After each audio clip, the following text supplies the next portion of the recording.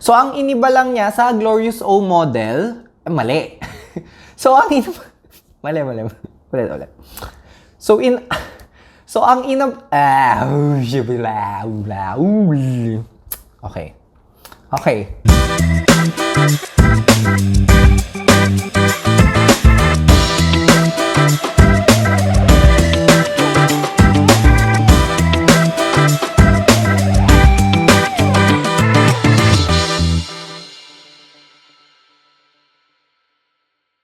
Okay, good morning, good afternoon, and good evening mga kakuripots. So, medyo natagalan ako sa next video ko kasi maraming ganap sa buhay natin. So, ito na ang review natin ng Makinik M610 gaming mouse. Lightweight gaming mouse. So, take note guys, itong M610 na gamit ko is yung mas cheaper version compared dun sa isa nilang mouse which is the M620. Yun yung mas higher end nila. Tapos, tandaan nyo rin na this was given to me by Makinik. So, this is a sponsored video. Okay? So, simulan na natin ang pagre-review ng M610. Okay? So, pag gusto nyo makita yung unboxing video nito, click na lang. Click.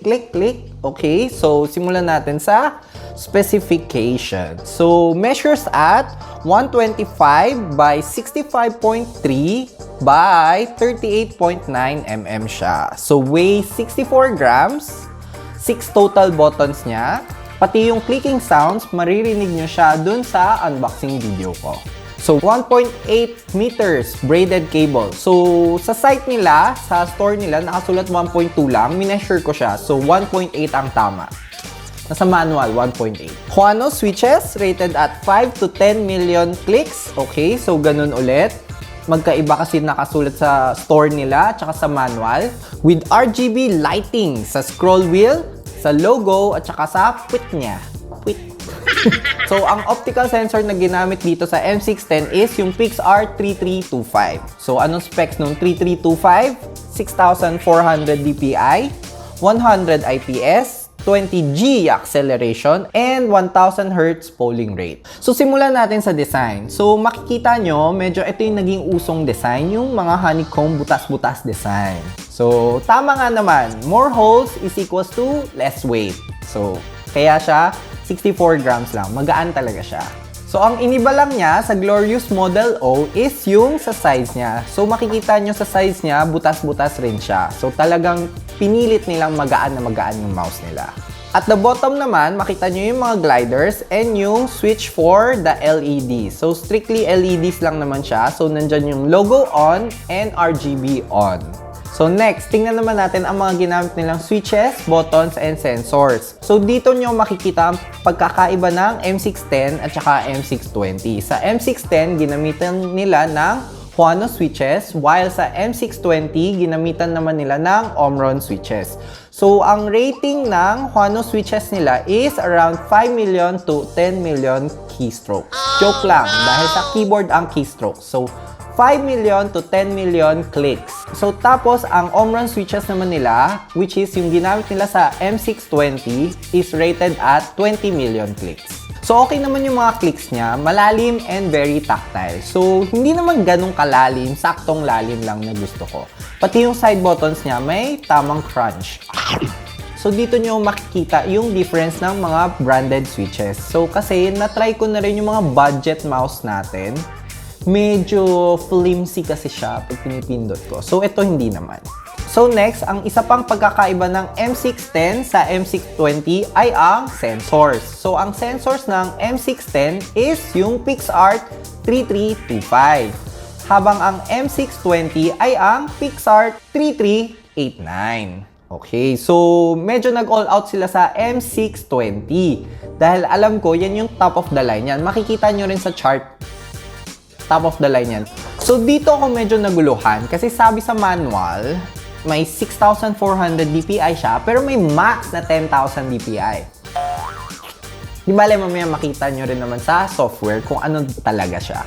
So, with regards to the sensor, habang gaming or anything, habang tinetesting ko siya, tinry ko siya lituhin, nag-crossover ako, umispin move pa ako, at saka lumay up, hindi naman siya nalito. Okay naman.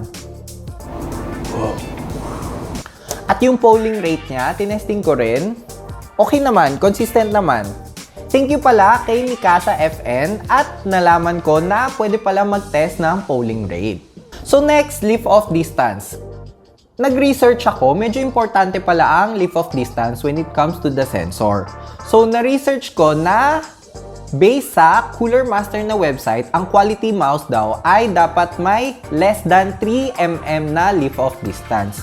So, nung tinesting ko ang M610, okay naman siya dahil tinetesting ko siya gamit mga IDs. Natandaan nyo dati sa previous video ko rin.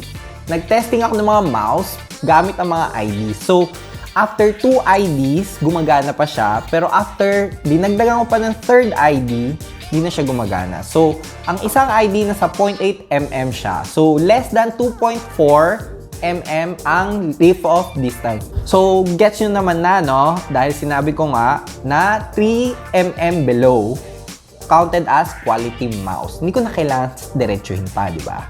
So, pagdating naman sa gliders, ayan, meron tayong 4 na gliders. Feel ko ang super smooth niya. Talagang ang smooth niya.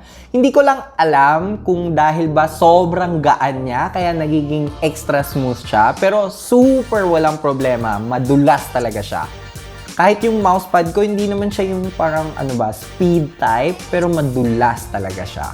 Hindi ko alam kasi mas sanay ako dun sa personal mouse ko, which is around 100 grams. So, siguro ganun, langit lupa ang pinagkaiba nila. Etong mouse, parang nasa langit, lumilipad.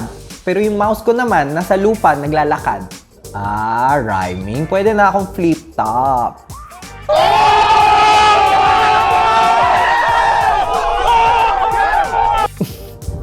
Bagay ba? Ay, nako. Ano ba pinagagawa ko? And by the way pala, mga guys, may mga concern kayo na baka kumakapit yung honeycomb design sa balat natin. So, matagal ko siyang ginamit. Siguro isang araw, nagamit ko siya ng mga around 2 to 4 hours. Hindi naman kumapit. Okay pa. And lastly, the software and lighting. Tara, kausapin natin ang mas pre-recorded pang Ryan. Okay guys, nandito na tayo sa Makinik 610 na software or driver. So, simulan natin sa 6 buttons natin. So, programmable lahat yan. Pwede mong palit-palitan. Sige. Okay, so pwede mong palitan yung DPI loop. Actually, any button, DPI loop na lang ang naging example ko, yung button 6. So, pwede mong palit-palitan yan. Yan, i-pause nyo na lang para malaman nyo kung anong pwede nyo ipalit. Ayan, okay. So, mayroon pang triple click. So, pag gusto mo talaga ng rat-ratan, ayan, i-triple click mo sila. Ayan, okay. So, next is macro editor. So, na-try ko na to kanina. Pwede ka mag-type sa keyboard mo kung anong gusto mong command, including the delay. Ikaw na bahala. So, pagka isang click mo, okay, tapos na ang buhay mo. Okay, pampadali ng buhay yan. Next is itong profile. So, you can store up to 3 profiles. Ayan, okay naman na. Okay na yan. So, next, puntahan na natin tong mga tabs natin. So, first is yung DPI settings. So may 6 customizable DPIs. So, ranging from 200 up to 10,000 DPI. So, with increments of 100 DPI. So, dahan-dahan yan. Ayan. So, ako ang default ko 1.7 sa akin. Mamaya malalaman nyo kung bakit. Alam ko, last video, sinabi ko 1.6 ako. Pero ayan. So, pag umabot ka na ng 5,000, dadagdag na siya ng by 500. Okay, so bumibilis na yan. So, balik na natin sa DPI ko. Ayan. So, pag pinipindot mo yung change ng DPI, makita mo rin sa screen mo na nagpapalit. Ayan, makikita mo mabuti na kung anong DPI ka na para hindi ka basta-basta maliligaw. Tapos, habang pinipindot mo yung DPI, so may colors rin siyang nakaprogram. So, magpapalit yung scroll wheel mo at saka yung logo. Ayan, same yan. Okay, so nasa pink na tayo ngayon or purple. Ayan, so nakita nyo naman nagpapalit. Okay, so ang default ko is white para malinis tingnan. Ayan, ganda ng color. Hindi lang masyado halata kasi masyadong bright na pagdating sa camera. Okay, so customizable yan. Ayan, pero ilang colors lang to? 7 colors lang. So next tab is the lighting. Ayan, pakita ko na sa inyo yung mga lighting. So favorite ko is yung colorful stream. Ayan, kita nyo naman. Makikita nyo rin sa mousepad ko na ang ganda ng pagka-change ng color niya. Ayan, ang smooth. Kahit sa actual, hindi lang masyado makita dahil sa camera yan eh. Ayan, pero maganda yan. So, pwede nyo palitan yung speed. So, bibilis lang yung galaw. Ayan, nakikita nyo naman, bumilis. Or speed level 1. Ayan, mabagal-bagal. Okay. So, any naman, di mo rin naman yan mapapansin pag naglalaro ka na. So, pati yung direction. So, from left to right at saka right to left, pwede mong palitan. Okay. So, from left to right. Next is steady. Ayan, steady lang siya. Steady lang. Steady lang tayo. Ayan. So, pwede mong palit-palitan. Ayan, maraming colors yan. Next is breathing. So, breathing. Alam nyo naman ang breathing. Ayan. So, makikita nyo may nakaset na mga colors. So, pagkapalit ng green, magiging blue. After ng blue, magiging teal. So, pwede nyo rin i-customize yan. Okay. So, pati yung speed. Yan, mapapalitan nyo. Next is colorful tail. Ayan. Speed lang ang pwede nyo palitan. Ayan. Palit-palit siya sa lahat ng colors.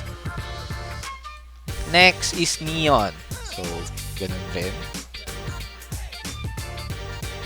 So, parang palit-palit lang talaga siya ng color. Dahan-dahan. Colorful steady. Ayan. So, naka-steady lang siya. Kita nyo naman sa mousepad. Ayan. So, red, green, blue, yellow, and teal. So, yung yellow, medyo hindi siya ganun ka-yellow. Kahit sa mata ko, hindi lang sa camera. Hindi siya ganun ka-yellow.